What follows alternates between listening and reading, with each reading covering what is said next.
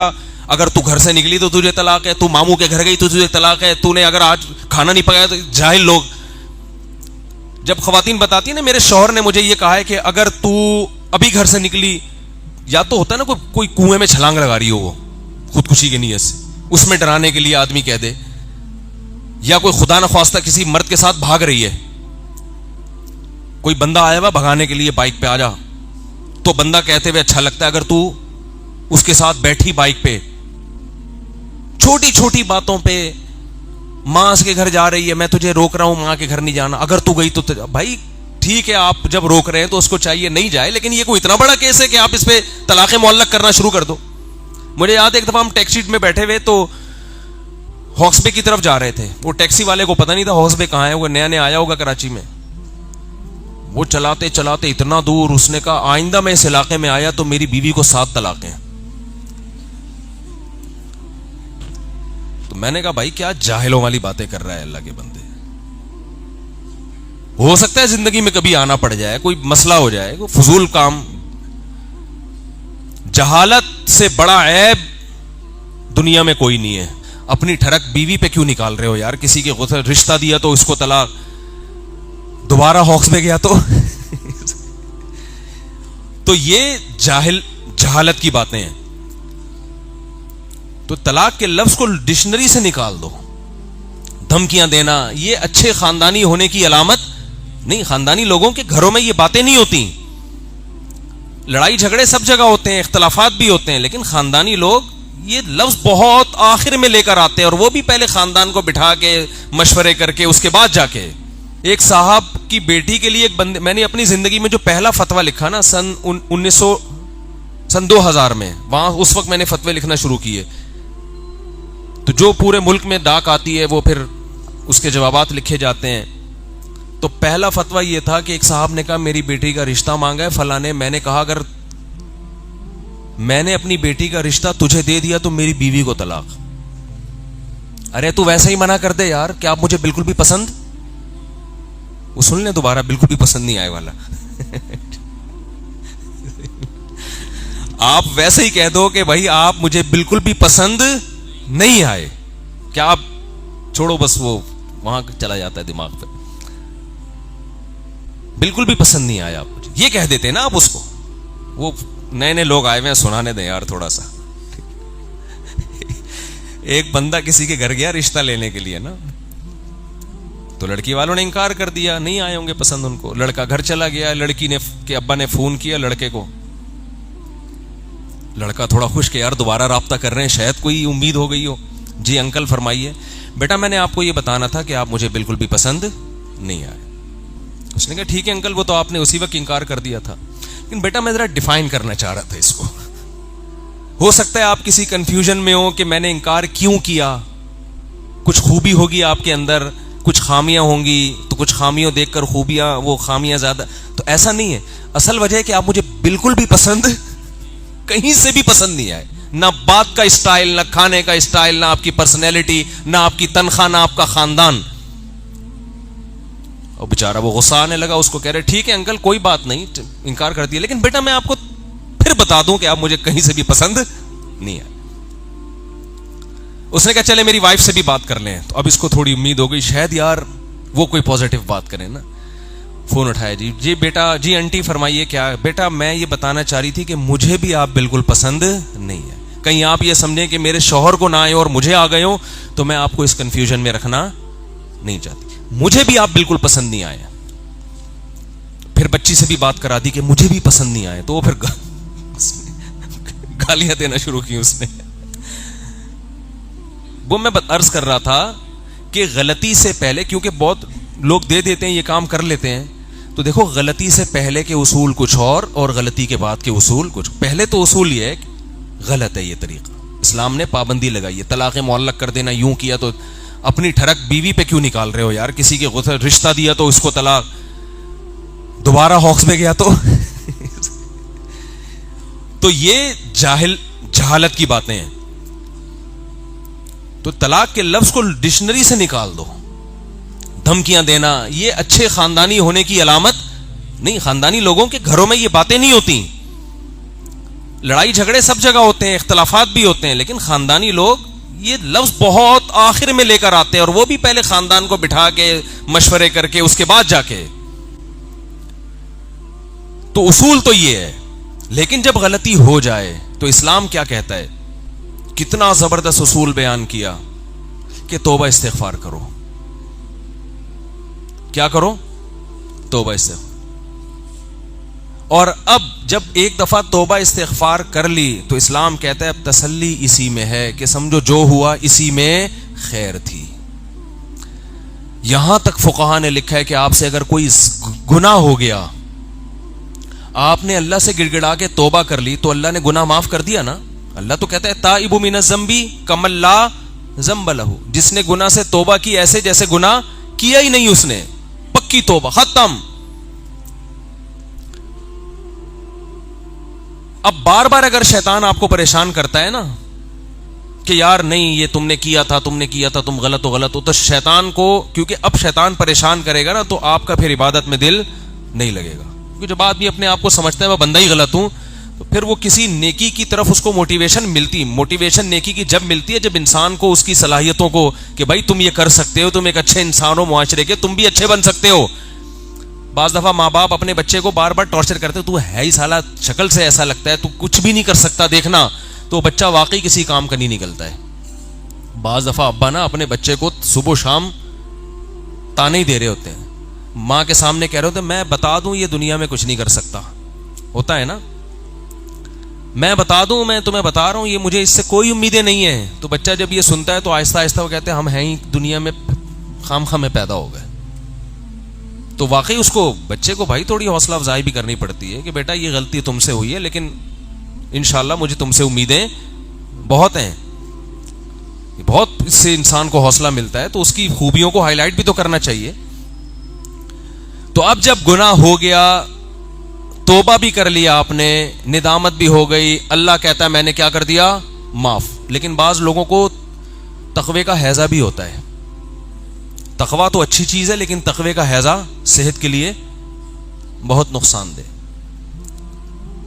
وہ خام خواہ میں نا بس نہیں ہم سے یہ ہو گیا تھا, پتہ نہیں ہمارا کیا بنے گا, پتہ نہیں کیا بنے گا. اس کا مطلب تم اللہ سے کو چیلنج کر رہے ہو, گویا اللہ معاف کر ہی نہیں سکتا تمہیں, تم اللہ کی رحمت سے آگے نکلنے کی, یہ بھی ایک قسم کا تکبر ہے. علماء کہتے ہیں گناہ ہو گیا, اچھی توبہ کر لی, پکی سچی مچی کی ہو گئی, بھول جاؤ اس کو.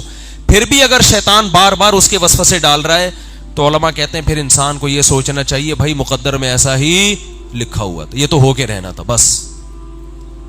اور اس کے فائدوں پر غور کرو. فائدہ کیا, اس سے تواضع پیدا ہوئی ہے کہ بھائی ہم تو اتنے بڑے فنٹر نہیں ہیں, ہم سے تو غلطیاں بھی ہوتی ہیں. آدم علیہ السلام سے غلطی ہوئی, ان میں اور تواضع پیدا ہو گئی نا. کیا خیال ہے؟ بعض دفعہ تقوی سے تکبر بھی آ سکتا ہے. گنہگار میں تکبر کے چانسز, بول لو نا, کم ہے, یہ کیا جا رہا ہے اس میں, بول. گنہگار میں تکبر کے چانسز کیا ہوتے ہیں, تھوڑے کم ہوتے ہیں. بھائی ہماری تو ماضی ایسے گزرا, ہم کیا فخر کریں کسی کے سامنے. ٹھیک ہے اب بڑے فنٹر بنے ہوئے پھر رہے ہیں, لیکن ماضی میں تو ہم سے یہ ہو سکا ہے, اب تو ہم تو کسی فخر ہی نہیں کر سکتے. تو یہ پازیٹیو اس کا ایک وہ ہے. حدیث میں آتا ہے کہ اگر ساری دنیا کے سارے انسان گناہ مکمل چھوڑ کے نیک پرہیزگار بن جائیں, اللہ ان کو ختم کرے گا, ایسے لوگوں کو پیدا کرے گا جن سے گناہ ہو, اور پھر وہ اللہ سے توبہ کریں, گڑ گڑائیں. یہ گڑ گڑانا بھی اللہ کو پسند ہے. اس کا مطلب نہیں کہ گناہ کرنا شروع کر دیں, یعنی گناہ سے توبہ کے وقت جو انسان گڑ گڑاتا ہے اور اس کی وجہ سے جو تواضع پیدا ہوتی ہے کہ اپنے آپ کو فنٹر نہیں سمجھتا, یہ ادا بھی اللہ کو پسند آتی ہے.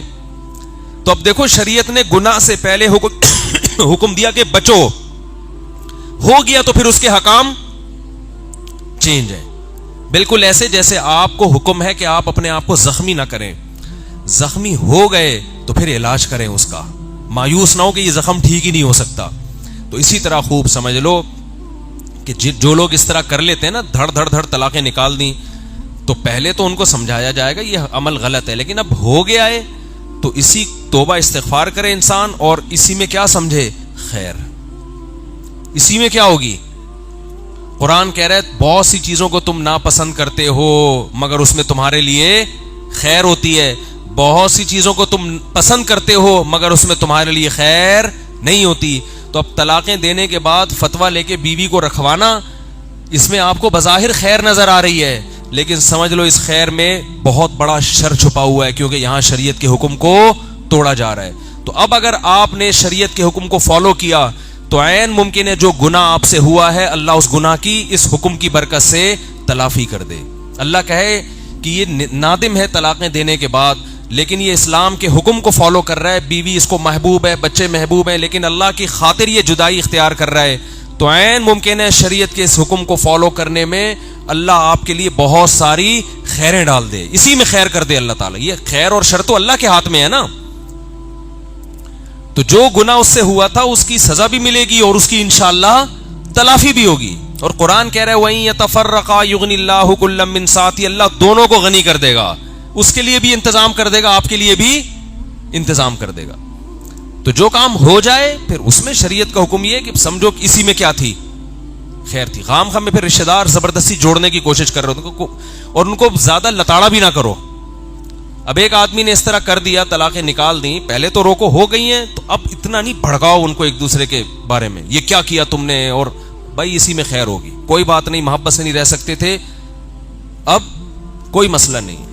صحابہ کے دور میں بھی طلاقیں ہوئی ہیں، تابعین کے دور میں بھی ہوئی ہیں، کوئی بات نہیں بھائی، یہ رشتہ جیسے آسمان پہ بنا ہے ٹوٹا بھی کہاں ہے، آسمان پہ، مقدر میں تھا ہی نہیں دونوں کا ساتھ رہنا، تو اب ان کو آرام سے الگ کر دو، ان کو سمجھاؤ کہ اس سے کچھ نہیں ہوتا، یہ دنیا مسافر خانہ ہے، کو مرنے جینے کی جو قسمیں اٹھائی ہوئی ہوتی ہیں یہ ہماری آپس کی قسمیں ہوتی ہیں، ان قسموں سے تقدیر پہ کوئی اثر نہیں پڑتا، سب نے مر کے قبر میں جانا ہے، کوئی اتنا بڑا ایشو نہیں ہے، اس کو ہلکا لینا چاہیے، ہمارا معاشرہ اس کو بہت بڑا بنا دیتا ہے۔ خیر، یہاں میں ایک فقہی مسئلہ بھی بیان کر دوں کہ اگر کسی نے شراب پی کے بیوی کو طلاق دی تو طلاق بھی واقع ہو جائے گی۔ طلاق کے مسائل میں جتنا اسلام کے ساتھ مذاق اڑایا جا رہا ہے نا، میں سمجھتا ہوں اتنا کسی اور حکم میں مذاق نہیں اڑایا جا رہا۔ 2 منٹ لگتے ہیں آج لوگوں کو طلاق کے بعد مسلک چینج کرنے کے لیے۔ ہمارے کوئی ریلیٹو کا فون آیا کہ بھانجے نے 3 طلاقیں دی ہیں بھی پچھلے ہفتے، تو سب مدرسوں سے فتویٰ لیا 3 ہو گئی ہیں تو مسلک چینج کر لیا، اور پورا خاندان یا وہ میاں بیوی اہل حدیث ہو گئے۔ اہل حدیث علماء سے گزارش ہے کچھ اللہ کا خوف کرو، تمہارے پاس کوئی شخص طلاقیں دے کے حرام بیوی کو حلال کروانے کے لیے آتا ہے، اسے گلے مت لگاؤ، اس کو ڈراؤ اللہ کے عذاب سے کہ حرام بیوی کو حلال کرنے کے لیے آج تمہیں سمجھ میں آ رہا ہے کہ اہل حدیث صحیح ہوتے ہیں۔ ہم نے دیکھا بعض خوش ہو رہے ہوتے ہیں، گھر گھر جا کے اس کو اور مبارکباد دے رہے ہوتے ہیں۔ یہ مسئلہ بار بار بیان کرتا ہوں، اجماعی ہے، اس میں اختلاف نہیں ہے، 3 طلاقیں 3 ہی ہوتی ہیں، اس میں قرآن نے واضح بیان کر دیا، حدیث نے بیان کر دیا، بخاری مسلم کی حدیثیں، اس میں تمام صحابہ کا اجماع ہے اس مسئلے میں۔ کسی ایک صحابی سے کوئی ایک ضعیف سند دکھا دے جنہوں نے ایک مجلس کی 3 طلاق کو ایک کہا ہو، چاروں اماموں کا اجماع ہے۔ تو طلاقیں دینے سے پہلے سوچا کرو کہ میں کیا کہہ رہا ہوں زبان سے، فوراً چینج مسلک۔ وہ بھی بیٹھے ہوئے ٹھپے لگانے کے لیے فوراً چلو بھائی حلال ہو گئی۔ خدا کے غضب سے ڈرو یار، تم کانپ جانی چاہیے انسان کی روح کہ وہ کیا کر رہے ہیں۔ حضرت عمر پہ یہ غلط الزام لگا ہے کہ انہوں نے 3 طلاق کا قانون بنایا۔ اگر نبی کے دور میں اکٹھی 3 ایک تھیں تو کیا حضرت عمر کو یہ اتھارٹی تھی کہ وہ 3 کو 3 کر دیں، حلال بیوی کو حرام کر دیں؟ یہ بات ایک 5ویں کلاس کے بچے کو سمجھائیں سمجھ میں آ جائے گی، ہمارے اہل حدیث علماء کی سمجھ میں نہیں آ رہی۔ تو آج علم میں عمق نہیں ہے، گہرائی نہیں ہے، حوالے ہیں، حدیث نمبر فلاں، حدیث کا یہ متن ہے۔ اتنا آسان معاملہ ہوتا تو لوگ مجتہد کیوں بنتے، مدرسوں میں بیٹھ کے علم کیوں حاصل کرتے، اصول فقہ کیوں پڑھتے، مجتہدین کو فالو کیوں کرتے؟ تو خوب سمجھ لیں یہ اس طرح نہیں ہوتا کہ دے دی اور جا کے اہل حدیث سے فتویٰ لے لیا۔ اب مسئلہ یہ ہوتا ہے گھر اجڑ رہا ہے تو کیا کریں؟ تو خوب اصول ایک یاد رکھو، غلطی سے پہلے شریعت کے اصول کچھ اور ہیں، غلطی کے بعد اصول کچھ اور ہیں، یہ خوب سمجھ لو اس کو اچھی طرح۔ جب تک آپ سے غلطی نہیں ہوئی تو اسلام آپ کو غلطی اور مسٹیک سے روکتا ہے۔ اکٹھی 3 طلاقیں دینا غلط ہے یا نہیں ہے؟ بول لو نا بھائی، غلط ہے، ناجائز ہے، سزا ہے اس پہ شریعت میں، یہ عمل تو غلط ہے۔ حضرت عمر کے پاس جب کوئی 3 طلاقیں دے کے آتا تو کوڑے پہلے لگاتے، فتویٰ بعد میں دیتے تھے اس کو۔ تو اس کی حوصلہ شکنی کرنی چاہیے۔ اسلام نے، قرآن نے ڈیورس کا ایک طریقہ بیان کیا ہے کہ 1 مہینے میں 1 سے زیادہ نہ دی جائے، اور اس میں بیوی سے ہم بستری نہ کی جائے، حیض کی حالت میں نہ دی جائے، بہت سارے پروسیس ہے اس کا۔ بلکہ پہلی طلاق سے پہلے بھی ایک پروسیس ہے کہ دونوں خاندان بیٹھیں، جوڑ کی کوشش کریں۔ وہ تمام پروسیس کو نظر انداز کیے بغیر ایک دم غصے میں آ کے دھڑ دھڑ دھڑ دھڑ دھڑ